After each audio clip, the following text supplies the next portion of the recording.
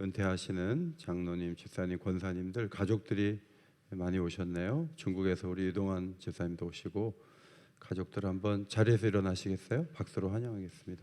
가족들 자리에서 일어나십시오. 은퇴하신 분들의 가족들, 네, 감사합니다. 다 안 일어나셨어요. 어색하죠? 네. 교회 설립 75주년이 되기까지 헌신해 오신 여러분께 진심으로 감사를 드립니다. 목감기가 와서 조금 탁한 음성이지만 분위기를 바꿔서 새로운 음성으로 여러분께 설교하게 되었어요. 오늘 제목은 빈들에서 하나님 나라를 경험하다, 그런 제목의 말씀입니다. 예수님 당시 유대인들은 6월절이 있는 봄철에 메시아가 오실 것이다, 그렇게 기대했다고 합니다. 모세처럼 광야에서 먹을 것을 주는 그런 놀라운 광경을 기대하면서 메시아가 오신다면 봄철에 오실 것이다. 그런데 예수님께서 어느 봄날에 빈들에서 모세가 광야에서 만나를 먹인 것처럼 예수님께서 놀라운 기적의 역사를 이루신 것을 우리가 오늘 본문 말씀에서 보게 됩니다. 열왕기하 4장 42절로 44절에 보면, 성경을 읽다 보면 이런 비슷한 말씀이 있잖아요. 엘리사가 떡을 단지 20개 가지고, 보리떡 20개를 가지고 100명을 먹이고 남겼다, 그런 기사가 있어요. 예수님은 20개가 아니고 5개를 가지고 남자만 5,000명을 먹였어요. 그러니까 과거에 왔던 기적의 선지자와는 비교될 수 없는 놀라운 하나님의 사람이 여기 있다는 것을 우리는 확인하게 됩니다. 오늘 본문을 이해하기 위해서 좀 더 앞구절로 가서 9장 1절로 6절, 하나님 나라를 전파하도록 예수님께서 말씀을 하시죠. 복음을 전파하라. 병든 자에게 손을 얹으면 낫는다. 너희를 영접하지 않으면 먼지를 떨어버려라. 이렇게 담대하게 말씀하셨고, 제자들은 밖에 나가서 병자를 고치며 복음을 전하고 돌아오게 되었습니다. 7절부터 9절 말씀은 헤롯이 예수님에 대한 소문을 듣고 혹시 자기가 죽인 세례 요한이 부활한 것은 아닌가, 굉장히 두려움에 떠는 모습을 누가복음의 제자 누가는 오병이어의 사건 바로 앞에다가 적고 있어요. 다른 데 쓸 수도 있는데 왜 이 부분에 썼을까? 정치하는 사람들의 한계, 세상 나라의 이 정의가 세워지지 않은 모습, 이런 것들을 앞에 두면서 뒤에는 오병이어의 기적을 통해서 많은 사람들을 먹이는 예수님의 행적을 적음으로 대비시키고자 하는 그런 의도가 있었다는 것을 알 수 있습니다. 오늘 본문 앞절 10절 11절을 보면 사도들이 돌아와서 병자가 낫고요, 우리가 복음을 전하는데 이렇게 채워졌고, 많은 얘기를 했어요. 예수님은 벳세다로 조용히 이동하셨습니다. 무리들은 예수님만 만나면 병을 고칠 수 있기 때문에 지금 종합병원에 사람들이 줄 서듯이 예수님을 따라 이동하게 되었습니다. 그때 예수님께서 말씀하신 주제는 정치적인 권한 남용이 아니에요. 예수님은 하나님 나라에 대해서 말하는 거예요. 어쩌면 여러분, 의사 파업에 대해서 오늘 강단에서 한마디 해주는 것이 맞지 않나. 지금 우리 교회도 진료를 받고 수술을 받아야 되는데 수술을 못하는 거예요. 그러면 이럴 때 강단에서 한번 의사 파업이 옳은지 아닌지에 대해서 얘기를 해주면 좋겠다, 뭐 그런 생각을 여러분이 하실 수 있어요. 그렇다면 예수님께서 헤롯이 권한 남용을 했다는 얘기를 주제로 설교를 하셔야 되는데, 예수님의 설교 주제는 여전히 하나님 나라예요. 부활하신 다음에도 하나님 나라에 대해서 주님은 말씀하시고, 환자들이 오면 병자를 고쳐주셨습니다. 12절에 무리의 허기진 상황을 제자들이 알았죠. 상황 파악을 해보니까 해가 졌는데 사람들이 배고프잖아요. 어디 가까이 가서 좀 먹을 것을 사 먹도록, 알아서 먹도록 그렇게 길을 열어줘야 되지 않겠나 하고 제자들이 예수님께 요청을 했습니다. 그 요청을 들어주시는 과정에서 오병이어의 기적 사건이 일어난 거예요. 그러니까 교회는 늘 하나님의 뜻이 뭡니까? 그게 중요하지만 우리들이 이런저런 필요가 있을 때 주님께 나가다 보면 우리가 상상하지 못하는 방법으로 주님이 우리의 어려움을 해결해 주실 수도 있다. 이런 믿음을 가지고 나가는 것이 중요하다는 교훈을 받을 수가 있습니다. 예수님은 그 제안을 듣고 13절 너희가 먹을 것을 주라 그랬어요. 따라합시다. 너희가 먹을 것을 주라. 뭐가 있어야 주죠. 없는데 쌓아놓고 하시는 말씀이 아니고 없는데 너희가 주라는 거예요. 왜 예수님이 이런 황당한 말씀을 하셨는가? 이제 곧 예수님께서 기적의 떡을 나누게 하시면 축사하시고 나눌 때 떡이 계속 불어나가지고 그 떡이 5천 명이 먹고도 남는 기적의 양식이 될 것이기 때문에 먹을 것을 주라고 하셨어요. 그러나 제자들 입장에서는 답답하죠. 뭘 주라는 거야? 먹을 게 뭐가 있어? 이런 생각을 하지 않았겠습니까? 요한복음 병행 구절을 보면 빌립이라는 제자가 200데나리온, 우리 돈으로 2, 3천만 원 있어도 돈이 부족해요. 조금씩만 줘도 2, 3천만 원 필요한데 그것도 부족해요 라고 빌립이 얘기해요. 믿음 없는 얘기를 한 거예요. 안드레가 여기 애가 가지고 온 오병이어의 도시락이 있는데 이건 뭐 이 많은 사람들 앞에서 이거 뭐 어떻게 합니까? 뭐 조금씩 뜯어가지고 씨앗만큼 뜯어갖고 줍니까? 어떻게 합니까? 안 된다는 거죠. 그때 예수님은 이런 말씀하셨어요. 14절 때를 지어 한 50명씩 앉히라. 먹을 것을 주라 하는 말은 기가 막힌 말인데 더 기가 막힌 말은 뭔가 먹을 수 있는 대형으로 질서 있게 소그룹으로 나누라. 남자가 5천 명이니까 여자 하면 10,000명이고 애들 여자 다 합하면 15,000명, 20,000명이 돼요. 그러면 200그룹, 300그룹으로 앉히는 일도 보통 일이 아닌데 사람들이 질문하겠죠. 왜 앉히냐고.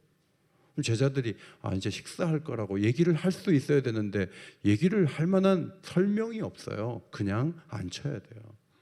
이것이 하나님 나라의 일들의 답답함이에요. 어려움이에요. 뭔가 있어서 먹을 걸 주는 것도 아니고 뭔가 있어서 50명씩 나누어서 앉히는 것도 아니에요. 그냥 그렇게 해야 되는 거예요. 15절 제자들이 이렇게 하여 다 앉힌 후 그 다음 예수님이 일하셨어요. 제자들의 믿음이 거기까지 필요한 거예요. 일단은 앉혀야 돼요. 아무것도 없지만 해야 돼요. 말씀대로 깊은 데 가서 그물을 내려라 했을 때 고기 잡았잖아요. 얼마 전에 야이로의 딸이 살아나는 거 봤잖아요. 그때는 한 아이에게 먹을 것을 주라 그랬는데 수많은 사람에게 아무것도 없는, 음식도 없고 조리할 도구도 없는 빈들에서 먹을 것을 줘라. 답답해요. 그런데 50명씩 앉혀라. 더 구체적으로 움직이라는 거죠.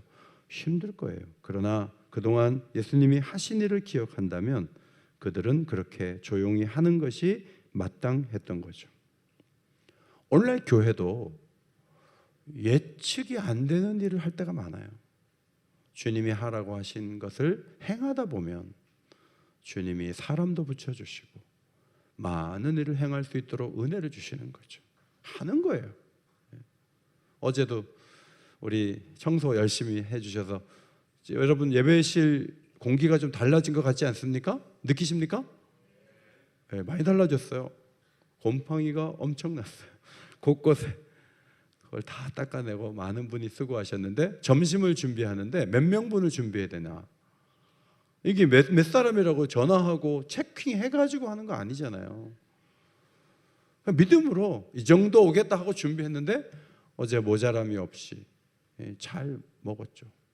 그렇죠. 회사 일은 그렇게 안 해요. 회사 일은 몇 명인가 파악하고 해요. 우리는 그냥 밥을 해놓고 기다려요. 답답하고 희한한 공동체예요. 그런데 희한하게 밥 먹을 만큼 또 와요. 그래갖고 또 돌아가요. 이게 교회 일의 어려움이기도 하지만 신비로움이에요. 그래서 여러분이 뭐 무슨 일을 할 때 잘 준비해야 되지만요, 예측이 안 되는 일을 할 때도 있어요. 그때 이건 아니다 하지 마세요. 50명씩 앉히라고 하면 일단 앉혀봐요. 그러다 보면 하나님의 역사가 있는 거죠. 그러면 재밌어요. 은혜가 돼요. 교회이니까 가능한 것이구나 깨닫게 되는 거예요. 오병이어의 사건은 세 가지 역사적 사역과 공교하게 연결되어 있어요. 첫 번째는 출애굽한 백성들에게 만나를 먹인 사건, 모세 시대에 있었던 사건과 연결되어 있어요. 이 만나는 하늘에서 내리는 양식인데 애굽에서 가지고 나온 양식이 떨어졌을 때 하나님 말씀대로 걷어야 먹을 수 있어요. 해 뜨기 전에 걷어야 돼요. 게으른 사람 못 먹어요. 너무 많이만 쌓아놓으면 벌레 생겨요. 그런데 금요일 날은 이틀치 안식일 것까지 걷어도 벌레가 안 생겨요. 거기에 맞춰서 희한하게 이 양식이 움직이는 거예요.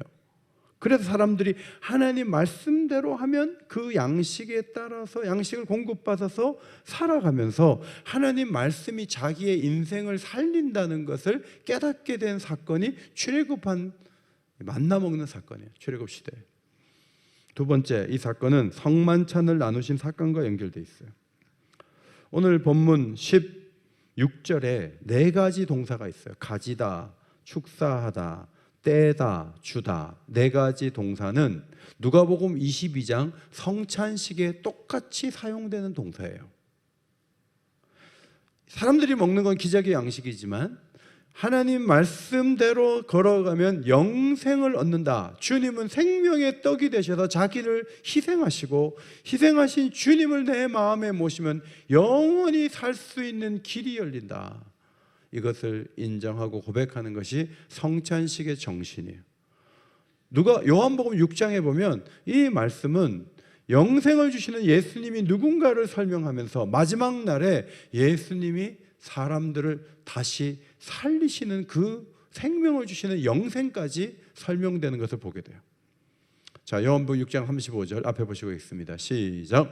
나는 생명의 떡인 내게 오는 자는 결코 줄이지 아니할 터이 나를 믿는 자는 영원히 목마르지 아니하리라. 영원히 목마르지 않는다는 말은 물을 안 먹어도 된다 그런 뜻이 아니고 영원히 만족한다는 뜻이에요. 좀 힘들고 어려워도 만족할 수 있는 길이 있다. 금요일 날 강사로 오신 목사님이 어떻게 성도들의 표정이 이렇게 밝고 말씀을 잘 듣냐고, 성도들이 얼굴이 환하다고 저한테 칭찬해 주셨어요. 제가 너무 감사했어요. 여러분, 표정이 밝은 거 너무 귀하죠. 그리고 우리의 입술에서 만족하는 게 중요해요. 만족하고 기쁘고 감사하고. 제 친구가, 제가 전화했죠. 한 10통 돌렸어요. 제가 우리 75주년인데 나무 하나 보내주라 그래가지고 제가 전화해갖고 여기 나무가 왔거든요.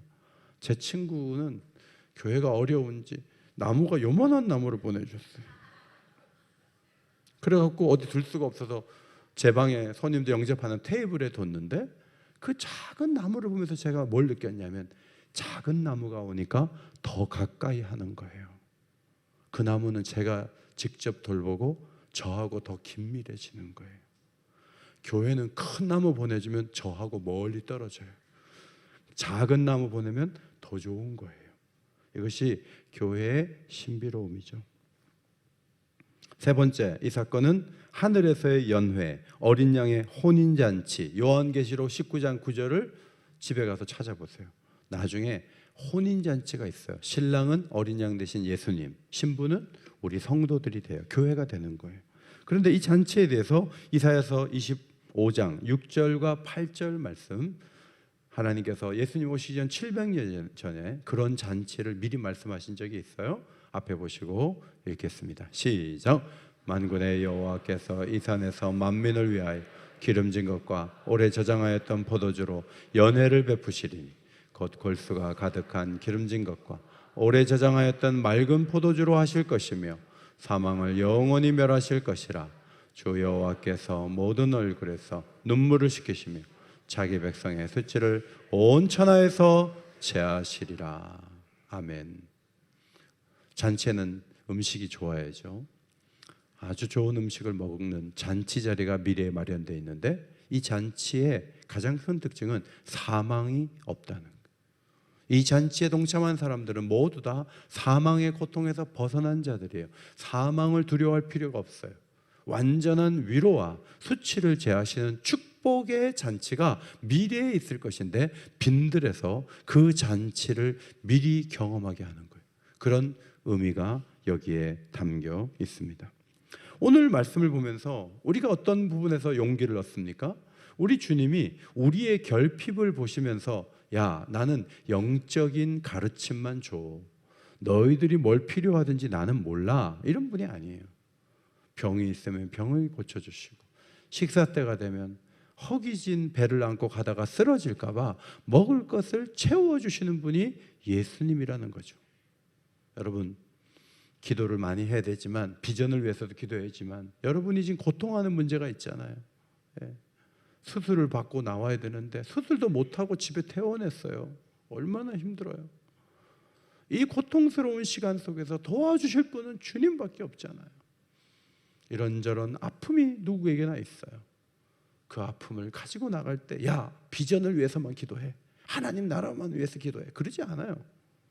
어떤 어려움이 있는지 저는 모르지만 여러분의 그 아픈 가슴을 주님 앞에 보이시고 주님 앞에 손을 내밀 때 우리의 손을 붙들어 주시고 필요한 것을 채워주시고 병을 고쳐주시고 은혜를 주실 줄 믿습니다. 그런 좋으신 주님을 우리가 모시고 있는 거예요. 성경을 보면 예수님은 너무 가난하게 사셨어요. 지금은 유모차에다가 막 300만 원짜리 유모차에다 싣고 다니는 사람도 있어요. 우리 손주들은 당근으로 해가지고 유모차 태워갖고 다니는데 막 몇백만 원짜리 그렇게 한 사람도 있잖아요. 근데 예수님은 당근이 어디 있어요? 그냥 말구유, 말밥통에 뉘었단 말이죠. 나사렛에서 너무 고생하셨어요. 아버지도 일찍 돌아가신 것 같아요. 동네가 작은데 목수일이 얼마나 있겠어요. 끼니도 제대로 있기도 어려운 그런 집에서 공생애 할 때까지 성장을 하시고, 공생애 사역 나가갖고는 인자는 머리 둘 곳이 없도다. 거처도 없어요. 빌딩도 하나 안 줘요. 만군의 하나님께서 빌딩 하나도 안 주고 예수님 보고 사역하래요. 제자들하고 오고 가면서 얼마나 어려웠겠어요. 그런데 오늘 오병이어의 기적을 일으킬 때는 넘치게 먹고 바구니에 12바구니에 거뒀다는 거예요. 예수님은 찔끔찔끔하지 않아요. 남을 도울 때는 확실하게 하시고 크게 하시고 풍성하게 하시는 거예요. 자신은 가난하지만 누군가를 부욕해 할 때는 확실하게 움직이시는 분이 예수님이에요. 예수님이 귀하신 분이죠. 아주 귀하신 분. 작년에 우리 감사걷기에서 2천만 원 총신대학 갖다 주는데 제가 설교했어요. 설교하는데 학교에서 설교자가 밥을 사야 된다는 거예요. 이 학교는 희한하게 사람을 뺏겨 먹네. 아니, 설교하러 가고 2천만 원 갖다 주면 그 안에서 뭐 식비를 하든 뭐든 하지, 설교자 보고 또 그 담임 목사 가서 또 당해가고 얘기해야 되는데 장로님들이 아니 2천만 원이면 되지 무슨 또 440만 원 어떻게 또 지출해요? 뭐 이럴 수 있지만 또 장로님들이 기쁘게 지원을 하자고 결의해가지고 440만 원 오늘 점심은 옥인교회에서 냅니다. 학생들이 박수를 치면서 수백 명이 박수를 치면서 감사해 하는 거예요. 오병이어의 기적이 일어난 건 아니지만 오늘도 믿음의 사람들이 가난한 신학생들을 도와주고 사랑으로 베풀고 우리가 지나가는 곳에 뭔가 사랑을 나누는 거죠. 그러면서 하나님의 은혜를 나누는 것이 우리의 삶의 방식이에요. 고린도후서 8장 9절 앞에 보시고 읽겠습니다. 시작. 우리 주 예수 그리스도의 은혜를 너희가 알거니 부요하신 자로서 너희를 위하여 가난하게 되심 그의 가난함으로 말미암아 너희를 부요하게 하려 하심이라. 만군의 하나님인데 예수님을 기가 막힌 궁에 태어나서 누리도록 할 수도 있지만 하나님이 우리에게 보여주고자 하는 정신은 뭐예요? 예수님이 가난함으로 그분의 희생으로 우리가 부요한 삶을 살 수 있도록 인도하시기 위해서 그분은 가난하게 되는 것에 대해서 그렇게 개의치 않으셨다. 이 놀라운 모습을 우리가 봐요. 교회 또한 허리띠를 졸라 매야죠. 어제도 뷔페에 불러가지고 한 5만 원짜리 먹을 수 있잖아요. 그래서 어제 한 120명 600만 원 지출해도 되지만 어제 닭볶음탕 해가지고 그거를 그냥 금요일날 저녁에 기도에 마친 다음에 올라가가지고 닭다리를 막 잘라가지고 물을 끓여가지고 어제 막 옆에서 보면 궁색해 보일 수 있어요. 그래도 그거 하나 가지고 어제 밥을 맛있게 먹은 거죠. 그러면서 다른 일을 할 때는 규모 있게 하는 거예요. 대차게 해내는 거예요. 그게 교회 정신이에요. 원로 목사님께서 자주 말씀하신 말씀 기억나는 게 있는데, 그게 뭐냐면 우리 교회는 1990년대 초반에 우리 교회 지었거든요. 우리 교회는 우리 예배당 짓기 전에 인도네시아 자바 섬에 예배당 지어줬다고 그 말씀하세요. 그 기억나요. 그렇죠? 우리 거 다 해놓고 남는 돈으로 선교하는 거 아니에요. 우리 거 아끼고 우리가 좀 더 절약해서 선교지를 부하게 만드는 그 일에 성도들이 힘을 기울이는 거죠. 저는 옥인교회에서 부목사 시절을 보냈어요. 16개월 해서 보너스 달이 있어요. 석 달마다. 제때 받은 적이 거의 없어요. 교회가 늘 모자라. 그래가지고 늘 늦게 받아요. 늦게 받으니까 이걸 메꿔야 되는데 메꿀 수가 없어가지고 부목사들이 전전긍긍하지만 그러나 최선을 다해서 선교 사역하는 거예요. 바자회를 하면서 선교 사역하고 또 하고 또 하고. 선교사가 사고로 24년 전에 돌아가셨어요.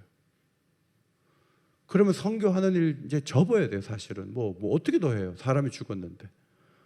그런데 그 장인 장모가 우리가 딸과 사이를 대신해서 가겠다는 거예요. 그래서 저희는 파송 선교사 외에는 그 이강훈 고문자 선교사님이 우리가 가장 많이 후원해 드리는 선교사님이에요. 그리고 선교를 더 열심히 하는 거예요. 우리 오진태 오덕분 선교사님이 선교사로 계시다가 오셔서 우리 동네 외국인들 지나간 사람들 음악 연주해 갖고 또 전도지 또 줘요. 그러니까 이분들까지 합하면 50가정이에요. 50가정이 선교한 일에 동참하도록 성도들이 헌신하고 사랑으로 섬기고 있는 것, 얼마나 기쁘고 감사한지 몰라요. 금요일에도 말씀드렸지만 우리 선배들은 중고등부 수련회 갔다 왔는데 그 동네 교회가 없다 그러면 남녀 전도회를 중심으로 교회당 세웠어요. 그리고 우리 교회 전도사님 파송했어요.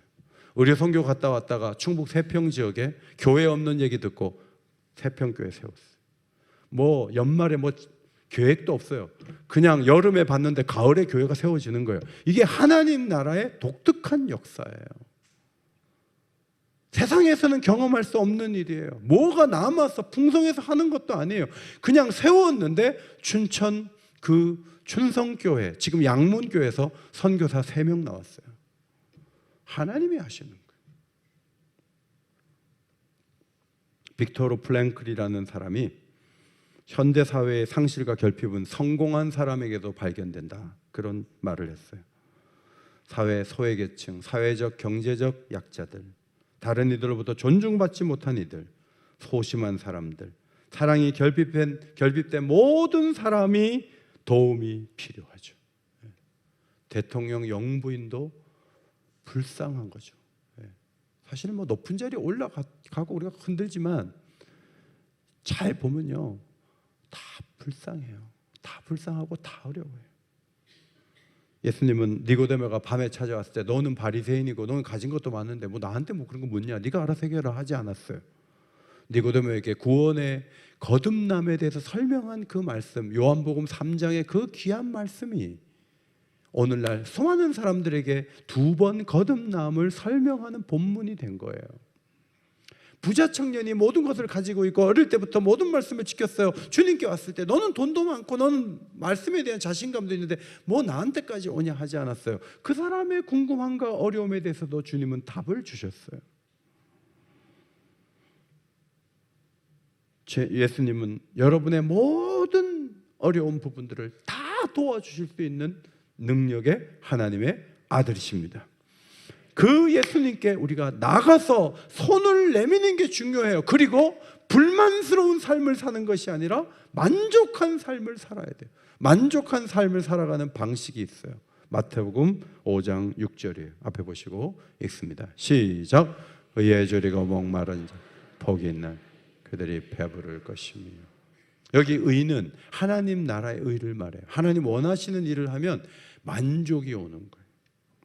어제 시니어 장로님 중에 한 분이, 은퇴하신 분이 어제 본당에 와서 청소하셨어요. 그래서 제가 화장실에서 만나서 장로님 은퇴하셨는데 어떻게 오늘 오셨어요? 그랬더니 그 장로님 뭐라고 했냐면 아침에 묵상하는데 오늘 교회 가서 청소해야 되겠다는 생각이 들더래요. 그래서 성령의 감동인 줄 알고 순종해서 오셨대요. 그리고 어제 깨끗하게 청소하고 가셨거든요. 근데 그분이 갈 때 우리가 선물을 주지 않지만 돌아가면서 기쁨이 있는 거예요. 만족이 있는 거예요. 하나님이 원하시는 일을 해보세요. 기쁨이 있고 만족이 찾아와요. 내가 원하는 거 많이 했는데 피곤할 때도 많고 내가 원하는 일이 나를 해야 할 때도 많아요. 그런데 주님이 기뻐하시는 일이라고 생각해서 믿음으로 움직이는데 그 일이 보람과 만족을 가지고 오는 거예요. 어제도 뭐 청소하신 분들 3만 원씩 나눠주지 않았어요. 다 그냥 밥 먹고 갔는데 집에 가면서 기분이 좋은 거예요. 너무 좋은 거예요. 하나님 나라 일은 그런 거예요. 의에 줄이고 목마른 자마다 만족을 누리는 거죠.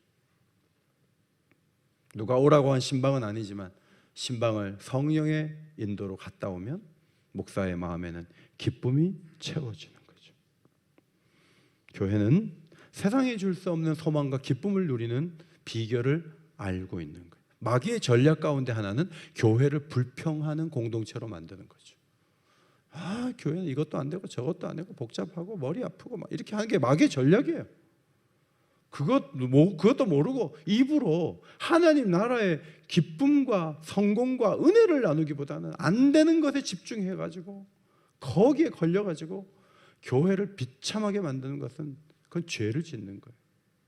사람이 모인 곳이기 때문에 문제가 없지 않죠. 그럼에도 불구하고 항상 마음은 하나님이 이루실 세계에 대한 기대와 은혜를 바라보는 그쪽 방향으로 가야 하는 거예요.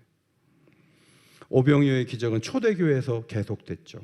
사도행전 2장 44절로 46절. 믿는 사람이 다 함께해서 물건을 서로 통용하고 또 재산과 소유를 팔아 각 사람의 필요를 따라 나눠주며 날마다 마음을 같이하여 성전에 모이기를 힘쓰고 집에서 떡을 떼며 기쁨과 순전한 마음으로 음식을 먹었어요.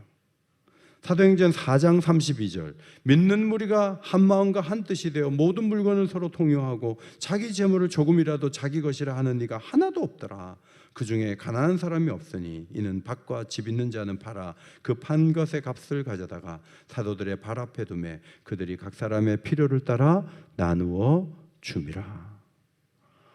자, 사도들은 알라딘 램프 같은 걸 하나 받아갖고 예수님 말씀에 따라 막 램프를 비비면은 좋은 게 막 생겨갖고 나눠주면서 교회가 부흥됐다. 그게 아니잖아요. 그냥 모두가 모였는데 120명이 다니는 교회에 3,000명이 한 번에 등록했어요. 그리고 120명이 3,000명을 섬기는 거예요. 엄청나게 힘들었을 거예요. 그런데 그 다음에는 5,000명이 오는 거예요. 120명이 8,000명을 섬긴 게 아니에요. 3,120명이 5,000명을 섬기는 거예요. 온 이들이 사랑을 받고 그들도 사랑을 베푸는 자리에 있게 되는데 자원하는 마음으로 밭과 집 있는 자는 팔아서라도 교회를 세워가는 기적의 역사가 일어났어요. 이 말씀을 본문으로 어떤 교회는 집을 팔자고 목사님이 설교했어요. 그런데 목사님이 너무 아르헨티나에서 너무 설교를 잘해갖고 성도들이 집 문서를 다 가지고 갔다고요. 그때 목사님이 팔지 말자 그랬어요.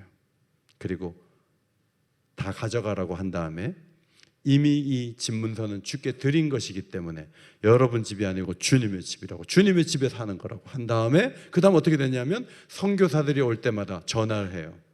혹시 3박 4일 머물 수 있을까요? 그러면 아무도 안 되는데요. 집 개방 못하고 모두 다 이건 주님의 집에 자기가 얹혀 살기 때문에 누구든지 오라고 해서 게스트하우스 문제가 다 해결이 된 거지. 오늘날 교회는 집 팔고 밥 팔라고 하지 않죠. 하나님 앞에 10분의 1을 잘 드리자. 선교헌금 잘하자. 빠짐없이 하자. 감사 예물을 드리자. 작년에 저희가 예상한 감사헌금이 2억 원 정도 됐는데 우리 성도들이 2억 원 이상 감사 예물 드렸어요. 그리고 재정을 채웠어요.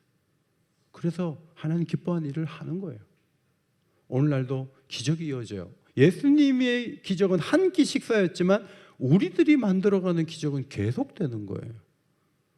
초대교회의 놀라운 역사가 오늘도 수많은 교회에서 이어지고 있는데 이것은 성령의 감동이 불러온 축복이에요. 우리가 헌신하는 동력이 있는데 그 힘은 두 가지에서 온다고 봐요. 첫째로는 구원의 확신이에요. 따라합시다. 구원의 확신. 그 다음에 두 번째는 가족처럼 채워주는 사랑이에요. 상대가 필요하면 내주는 거예요. 그것이 사랑의 힘이에요. 어떤 분이 어디를 갔는데 제가 빳빳한 10만 원, 만 원짜리 10장 받아왔어요. 그래서 제가 마음속으로 이거 어떻게 써야지 하고 생각을 하고 있는데 제 아내가 여보 혹시 만 원짜리 있어요? 그래요. 어떻게 알았는지. 그때 제가 아니 이러면은 부부간에 문제가 있는 거예요. 그까지 만 원짜리 하나 못 내주는 게 무슨 부부예요. 그래서 제가 있다고 그랬더니 몇 장 있어요. 그래서 10장 있다 그랬더니 5장만 달라 그러더라고요. 그 5장을 기꺼이 내주는 거죠. 왜? 가족이니까. 뭐 그것도 못해요. 아내는 더 중요하고 좋은 것도 나한테 줬는데 그것도 못해요. 근데 신앙생활을 하다 보면 성도들이 가족으로 보이는 거예요. 아, 내가 저분이 저렇게 힘들어하는데 내가 좀 도와야 되겠다. 여러분 여기에 박정승 권사님 와 계시지만 자식을 잃고 홀로 신앙생활하던 우리 허순 권사님 전세금이 올라가니까 수천만 원의 전세금을 빌려주셨어요. 남편이신 최진모 집사님도 시각장애인이에요. 그런데 우리 교회 홀로 계신 권사님 이 동네 살면서 새벽 기도하라고 수천만 원을 빌려주셨어요. 나중에 돌려받을 때 상당 부분을 헌금하셨어요. 나는 목사지만 최진모 집사님처럼 할 수 있나? 왜? 허순 권사님이 내 가족인 거예요. 딸이면 안 빌려주겠어요? 아들이면 안 주겠어요? 제가 잘 몰라서 그렇지 여러분 사이에 그런 사랑이 빌려가는 게 아니고 그냥 주는 거예요. 교회에서는 절대 빌려주지 마세요. 혹시 빌린 분 있으면 갚으세요. 교회에서는 확실하게 주는 거예요. 주면 내가 복 받는 거예요. 자, 요한일서 3장 14절 같이 읽겠습니다. 요한일서 3장 14절 시작. 우리는 형제를 사랑함으로 사망에서 옮겨 생명으로 들어간 줄 알거니와 사랑하지 아니한 자는 사람에 머물러 있느니라. 여러분 기쁨으로 하잖아요. 그러면 생명의 역사를 경험하게 돼요. 형제를 사랑하면서 아, 내가 하나님의 공동체, 하나님의 생명과 연결되어 있구나. 그것을 깨닫게 된다는 것이죠. 지난 금요일 재직 세미나 강사로 오셨던 한정군 목사님, 신학교에 들어가기 전에 일터에서 프레스 기계에 손이 빨려 들어가서 오른손을 잃었어요. 한 손으로 공부를 다 하고 전도사가 됐어요. 인물이 좋으세요. 이력서 보고 오라고 하는데 가서 보면 팔이 없으니까 안 되는 거예요. 오라는 교회가 없어요. 그런데 어느 교회가 오라 그래서 6개월 일하는데 목사님 불러가지고 교인들이 싫어하니까 사표 내라고 그래갖고 사표 냈어요. 6개월 만에. 그런데 제가 물어봤죠. 아니 그러면 교회 생활 하나도 경험 안 하고 그렇게 목회를 잘해요? 어떻게 된 거예요? 그랬더니 아니래요. 한 교회를 경험했는데 자신의 모교회 목사님이 6개월 일하던 사임하고 나온 그 교회 헌신 예배 강사로 가서 우리 한종훈 전도사 어디 갔냐 그랬더니 담임 목사님이 교인들이 싫어해서 사표 받았다 그랬대요. 너무 화가 나서 돌아와가지고 당회를 열고 우리 한종훈 전사 우리가 세워줍시다. 우리가 씁시다. 그래가지고 한종훈 전도사님이 그 교회에서 강도사 인허받고 목사가 된 거예요. 그리고 연수구에서 가장 많이 구제하는 교회를 만들었어요. 교인은 350명밖에 안 돼요. 그런데 총신대학교 동창회가 없었어요. 동창회를 만들자 했을 때 선배고 후배고 모든 사람이 한종훈 목사님 총동창회장 해야 된다. 다 그랬어요. 왜냐하면 그분의 교회가 엄청난 일들을 해왔어요. 우리는 미국에 애들 보낸 적도 없어요. 근데 그 교회는 2번이나 보냈어요. 선교사가 공항에 나타나면 빈손으로 보내지 않아요. 다 줘서 보내요. 여러분, 이 놀라운 목사님의 사역의 기적의 출발이 뭐예요? 그 교회 모교회 목사님이 팔이 하나 없지만, 손이 없지만 우리가 씁시다 했을 때 장로님들이 좋다! 거기서부터 기적이 시작된 거예요. 교회는 이상한 계산 방식에 의해서 움직여지지 않으면 회사처럼 돼요. 회사의 장점들도 있지만 회사의 단점이 굉장히 많아요. 교회는 달라요. 일 접근 방식이 달라요.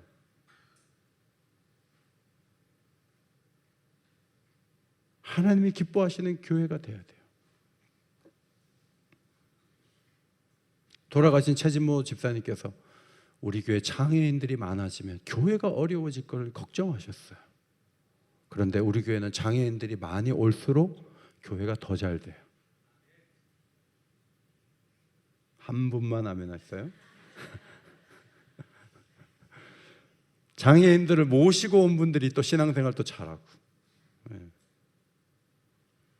5층에서 반찬 2가지 놓고 먹지만 3층에서 장애인들 식사하는 데 가보면 반찬이 3가지예요.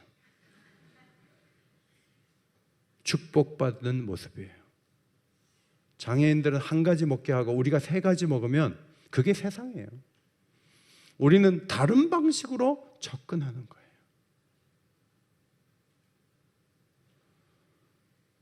마음속에 복음의 숲께서 나무 하나 보냈으면, 그런데 목사님 나무 보내려고 그랬습니다. 혹시 안 보낼까 봐 제가 문자했더니 안 그래도 보내려고 그랬습니다. 그런데 이틀 후에 문자가 또 왔어요. 떡을 내겠다는 거죠. 너무 고맙죠. 교회도 어려운데 여러분의 그 사랑이 너무 고마운 거죠. 떡이라도 내겠다고. 그 표현하려고 하는 하정 목사님 마음이 얼마나 귀해요. 너무 귀하죠. 중요한 것은 만족한 거예요. 우리의 마음에 이런저런 일이 있어도 만족하고 기뻐하는 거죠. 그래야 다른 사람들을 부요하게 만들 수 있기 때문에. 빌립보서 4장 11절 13절 말씀 읽겠습니다. 시작. 어떠한 형편에든지 나는 자족하기를 배웠노니 모든 일 곧 배부름과 배고픔과 풍부와 궁핍에도 처할 줄 아는 일체의 비결을 배웠노라. 내게 능력 주시는 자 안에서 내가 모든 것을 할 수 있느니라. 할렐루야. 자족하기를 배웠다. 어려워도요, 나중에 보면 어려움이 선물이에요. 어려웠기 때문에 되는 일도 많아요. 보디발의 아내 때문에 왕을 만나는 거예요. 이게 성경의 역사예요. 그래서 어려움은 어려운 대로 잘 되게 하신다는 확신을 가지고 자족하기를 배우는 사람들마다 다른 사람을 부요하게 하는 일에 관심을 갖고 의를 행하다가 배부르는 놀라운 역사가 있게 되는 것이 교회를 세우신 주님의 목적이에요.